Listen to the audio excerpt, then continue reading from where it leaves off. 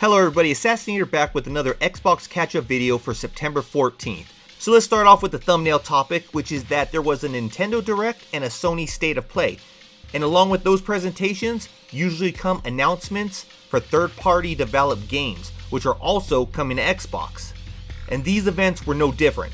So the games and DLC coming to Xbox are Contra, which is basically, from what I gather, it's a, re-envisioning of the original NES Contra. Will feature modern graphics, new enemies, new bosses, and new gameplay mechanics, along with an updated weapon system. And then it will also have 2-player co-op in the story mode and 4 players in arcade mode. This game is expected to release in early 2024, and if you want a physical edition of it, Limited Run Games did announce they will be doing a physical release, but we need to stay tuned for 2024 for more announcements on that.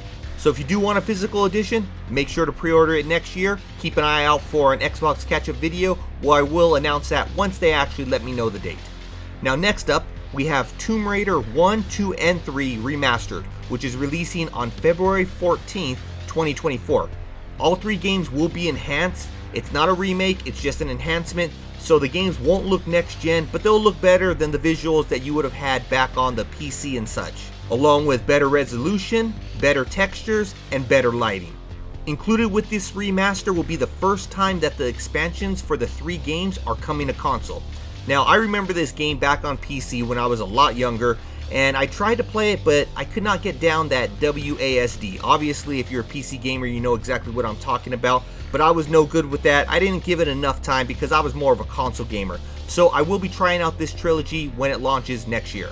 Then there was Unicorn Overlord, which releases on March 8th of 2024, and if you do want a collector's edition, there is a $130 collector's edition available to pre-order right now. Now this is considered a tactical fantasy RPG, not really my style of game, but it might be yours. That's the reason why I brought it to your attention.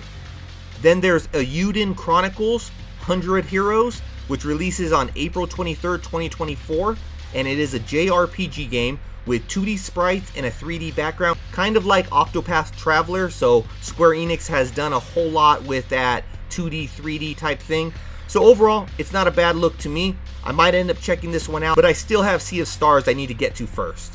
And then a big announcement, or at least one that I actually am excited for, is that Resident Evil 4 will be getting some story DLC. The name of the story DLC is Separate Ways. It is releasing next week on September 21st, and as far as the story, it looks to follow what Ada Wong was doing during the events of RE4. So you still will end up crossing paths with Leon just like you did in RE4. It does have a price tag of $9.99 here in the US. This is a day one purchase to me. And then on top of that, there will be a free update, which is the Mercenaries, releasing the same exact day. So even if you don't want that story DLC, but you like Resident Evil 4, you can hop back in and play that new mode. Then there was a new story trailer for Avatar Frontiers of Pandora, which releases on December 5th. Nothing really new there, nothing really exciting there other than the game. I mean, the game doesn't look bad. It's releasing in December. We'll see a little bit more as it gets closer to that time. And then last but not least, there was a demo announced for Ghost Runner 2, and you can begin playing today, or at least testing it out today. I still haven't found time to play the first game, but I will eventually. Now I am going to play this demo, I'm going to check it out, and if it's actually that good, I might end up putting Ghost Runner, the first one, onto my top of my list of I must play next. But we'll see after I end up playing it, because I am downloading it as I'm doing this video. Now the full game does release on October 26th. Now that's all the multi-plat games that are coming out, or at least that were announced during the showcase, but I do have some more news, which is that there's another physical release. Now I Am 8-Bit is releasing a physical version of Bomb Rush Cyberpunk.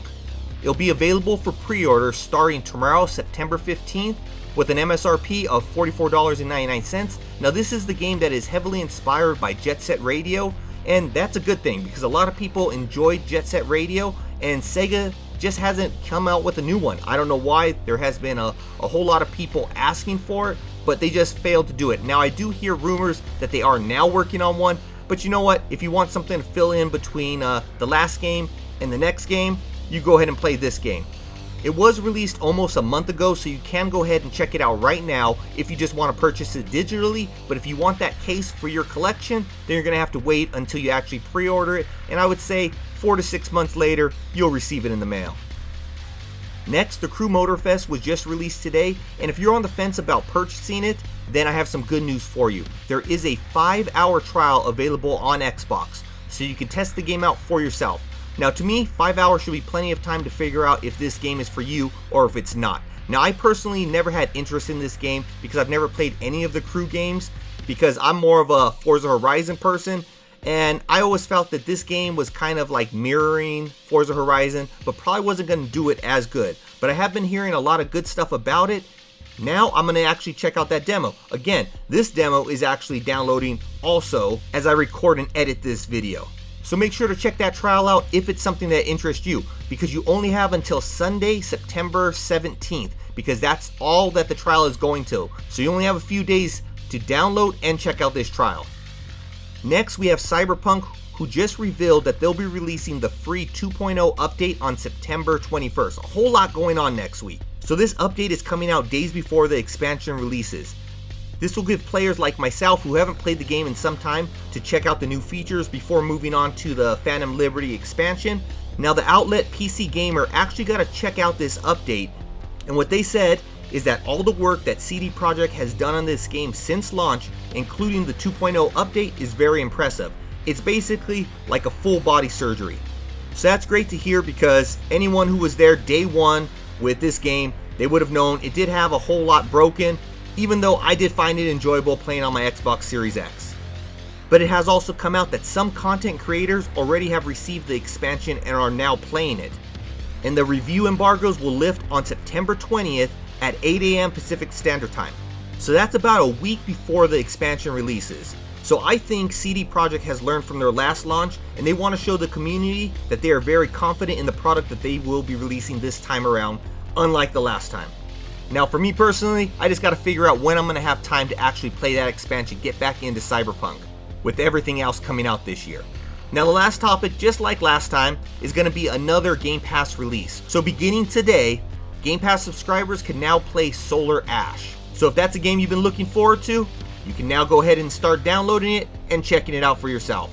So that's going to be it for this video. To me, I was kind of disappointed in those two presentations. Nothing wow.